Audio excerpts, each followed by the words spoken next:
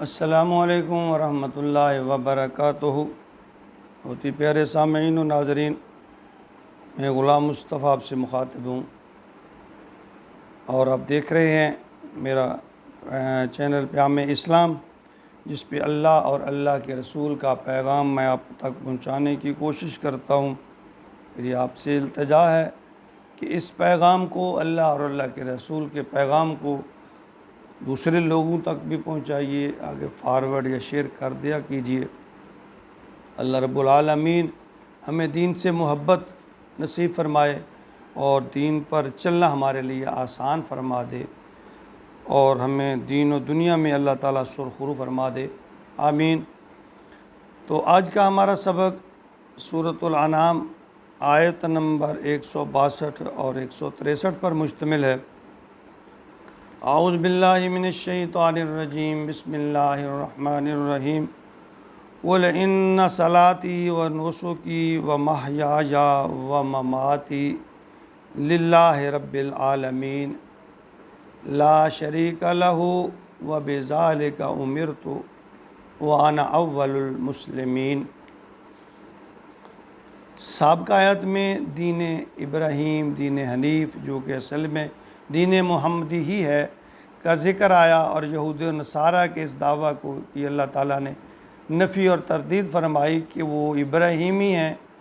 کیونکہ دین ابراہیم کا مطلب تو توحید پر عمل اور شرک سے اجتناب ہے، شرک سے بچنا ہے، اور اپنے تمام اعمال اللہ کے لیے خالص کر کے کرنا ہے، جبکہ یہود و نصارہ تو شرک میں مستغرق ہیں اور عیسیٰ علیہ السلام اور موسیٰ علیہ السلام کو خدا کے بیٹے اور فرشتوں کو اللہ کی بیٹیاں وہ بناتے ہیں۔ تو اب ان آیات میں اسی بات کو دوسرے رنگ میں، یعنی بات وہی ہے، اس کا تھوڑا سا اسلوب بدلا گیا ہے۔ تو فرمایا قُلْ إِنَّ صَلَاتِي وَنُسُكِي، اے فرما دیجئے، اے میرے محبوب آپ کہہ دیجئے، اپنی امت کو حکم کر دیجئے، فرما دیجئے، إِنَّ صَلَاتِي، کہ بے شک میری نماز، وَنُسُكِي میری قربانی، وَمَحْيَايَ میرا زندہ رہنا، وَمَمَاتِي اور میرا مرنا، یعنی میری زندگی اور موت، للہ ہے، اللہ کے لیے ہے، رب العالمین، جو تمام جہانوں کا مالک ہے۔ تو یہاں بھی لفظ قل سے نبی اکرم صلی اللہ علیہ وسلم کو مخاطب فرمایا گیا ہے کہ اپنا یہ پیغام جو ہے اپنی امت تک پہنچا دیجئے، یعنی نبی کی وساطت سے، حضور صلی اللہ علیہ وسلم کی وساطت سے یہ حکم پوری امت کے لیے ہے۔ کاش ہم بھی ایسے ہو جائیں کہ ہم کہہ سکیں کہ ہماری نماز خالصتاً اللہ کے لیے، قربانی خالصتاً اللہ کے لیے، ہمارا جینا اور مرنا خالصتاً اللہ کے لیے، یعنی اپنی زندگیوں کو اللہ کے حکم پر ہم وقف کر دیں، قربان کر دیں۔ تو فرمایا لا شریک لہ، کوئی شریک نہیں ہے اس کا، وَبِذَالِكَ أُمِرْتُ اور مجھے تو یہ حکم ملا ہے، مجھے حکم دیا گیا ہے، وَأَنَا أَوَّلُ الْمُسْلِمِينَ اور سب سے پہلے میں اس حکم کو پورا کرنے والا ہوں، اس کا فرما بردار ہوں، اس حکم پر چلنے والا ہوں۔ ان آیت میں اللہ رب العالمین نے 5 اعمال کا ذکر فرمایا اور ان کے ادا کرنے کا اصول بیان فرمایا، یعنی اپنے محبوب کبریا صلی اللہ علیہ وسلم کی وساطت سے فرمایا کہ آپ فرمائیے، کہیے۔ یہاں ایک اور اہم نقطے کی بات ہے، یہ سب سے پہلے نماز کا تذکرہ فرمایا، یعنی نماز ہی دین کا منبع و مرکز ہے۔ جس نے نماز میں باقاعدگی اختیار کر لی، یعنی اپنی نماز کو قائم کر لیا،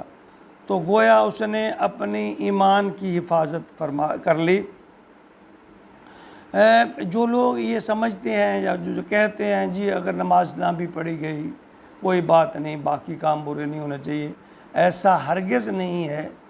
دوسرے کام کے اچھے اور برے ہونے کا اجر یا اس کی سزا وہ الگ ہے، نماز کو نہ پڑھنا بہت بڑا جرم ہے، ناقابل معافی جرم ہے۔ نماز اللہ کی طرف سے ایک قرض ہے جو ہر صورت میں ادا کرنا ہے، تو نماز کو ضرور باقاعدگی سے ادا کرنا چاہیے۔ اور نماز صرف اللہ کے رسول کے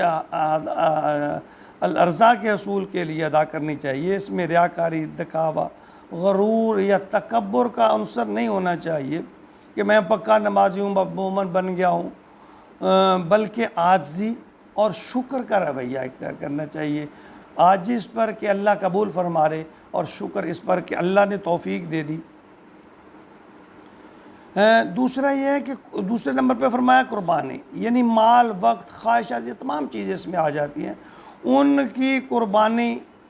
بہتر سے بہتر چیز اللہ کی راہ میں صرف کرنا، خرچ کرنا، اللہ کی رضا کی خاطر، اللہ لوگوں پر خرچ کرنا، نہ کہ دکھاوے کی خاطر، جیسا کہ آج کل ہوتا ہے 1000 روپیہ بھی اگر کسی کو دیں، اس کی باقاعدہ تصویر، ویڈیو بنا کر جب تک ہم سوشل میڈیا پر نہیں ڈالتے تو ہمیں یقین ہی نہیں ہوتا کہ ہم نے اللہ کے نام پر کچھ خرچ کیا ہے۔ تو ایسا ہرگز نہیں کرنا چاہیے۔ بہت سے لوگ لاکھوں خرچ کرتے ہیں،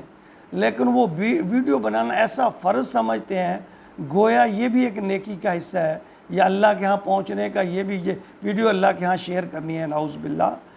یعنی اگر آپ نے اللہ کے نام پہ دیا، بہت اچھی بات ہے، اللہ آپ کو توفیق دے، بلکہ آپ کو شکر گزار ہونا چاہیے اس پہ اللہ کا کہ اللہ نے آپ کو دینے والا بنایا ہے، آپ کو لینے والا نہیں، مانگنے والا نہیں بنا دیا، اللہ نے آپ کو عطا فرمایا ہے، تو اس پر اللہ کا شکر ادا کرنا چاہیے اور عاجزی اختیار کرنی چاہیے۔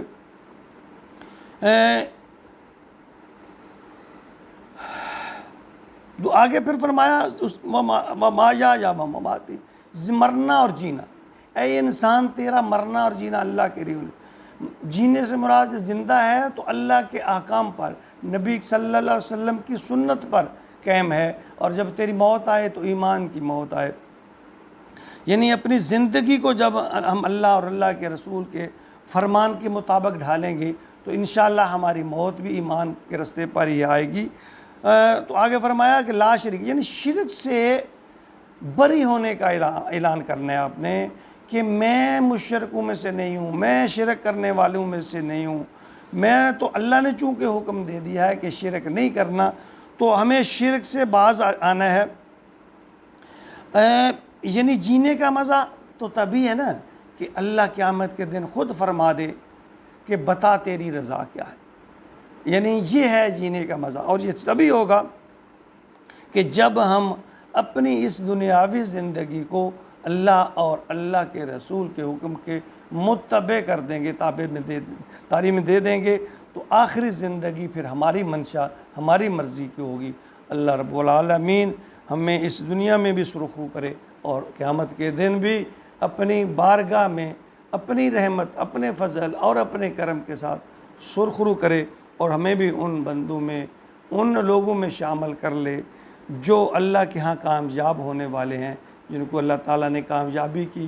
ایک سند دی ہے۔ اللہ تعالیٰ ہم سب کو، تمام مسلمانوں کو صراط مستقیم پر چلنے والا بنا دے، اور قیامت والے دن دوزخ کے عذاب سے بچائے اور جنت کا مستحق بنا دے۔ آمین یا رب العالمین۔